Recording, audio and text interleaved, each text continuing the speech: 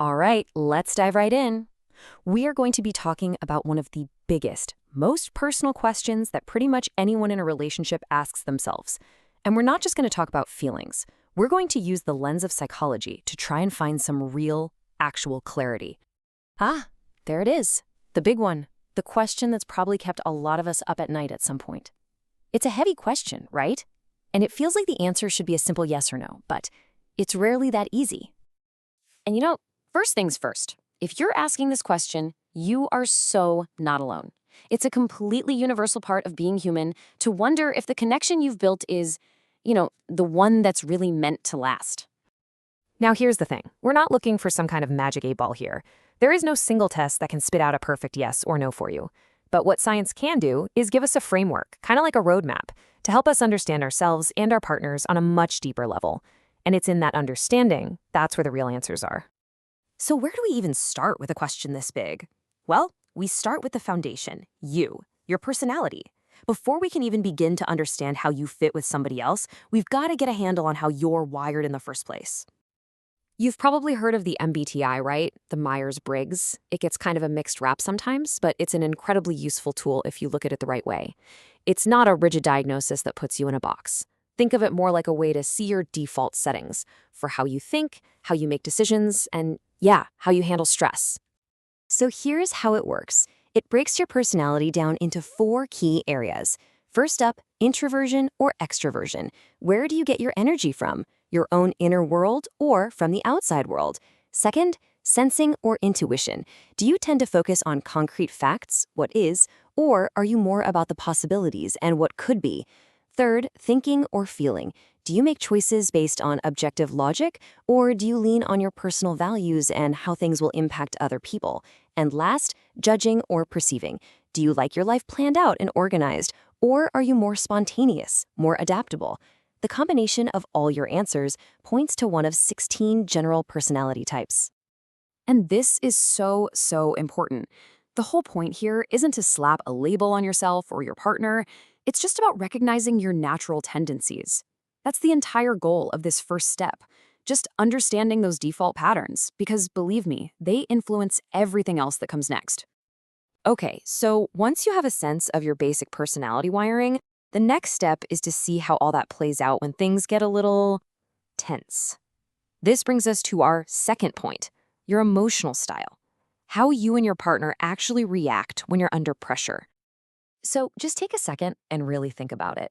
When there's a disagreement, what is your first gut instinct? Are you someone who needs to dive in right away and talk it out? Or do you absolutely need to step away and process things before you can even think straight?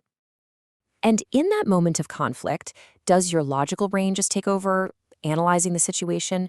Or does your emotional side kind of lead the charge, focusing on how the whole thing feels? There's no right or wrong answer here, of course, but knowing your style, that is absolutely key. And this slide just nails a super common dynamic, right? One person needs to talk it out now to feel connected, but the other person needs space to think, and talking right away feels overwhelming. So the talker might feel abandoned while the thinker feels totally pressured. It's a perfect example of how it's not about who's right or wrong, it's about understanding these really deeply ingrained emotional styles. And here is a huge takeaway. Forget all the popular myths you hear, stuff about whether opposites attract or if you need to have all the same hobbies. According to the research, the real stuff, how you and your partner navigate emotional conflict and connection, these patterns are way more predictive of long-term success.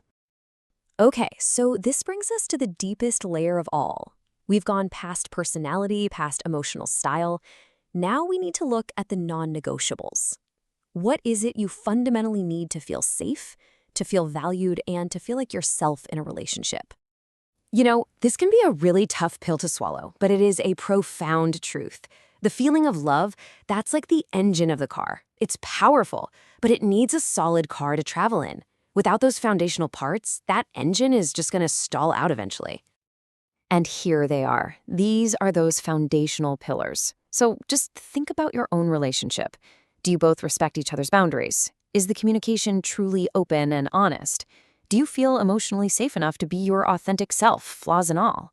Do you both actually listen to understand, or are you just waiting for your turn to talk? And finally, can you both bend a little without breaking? These are the real non-negotiables. And the contrast here could not be more clear. When your core needs are consistently being met, the relationship is a source of energy. It helps you grow. It feels supportive.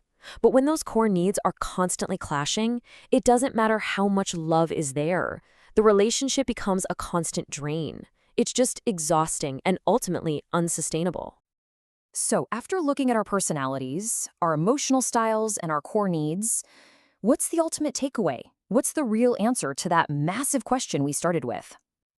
Well, here it is. The real answer is that there isn't one. There's no quiz, no score, no expert out there who can tell you with 100% certainty that yes, this is the one. Because the truth isn't some destination you just arrive at one day. The truth is found in the process. The actual effort to understand your own patterns, and then to make a genuine, honest effort to understand your partner's.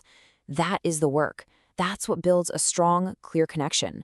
That's what gets you closer to your answer. So I'll leave you with this thought. Instead of asking that huge, overwhelming question, are they the right one?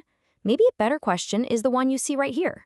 What's one small, simple step you can take today, not tomorrow, but today, to understand your partner, or even just yourself, a little bit better?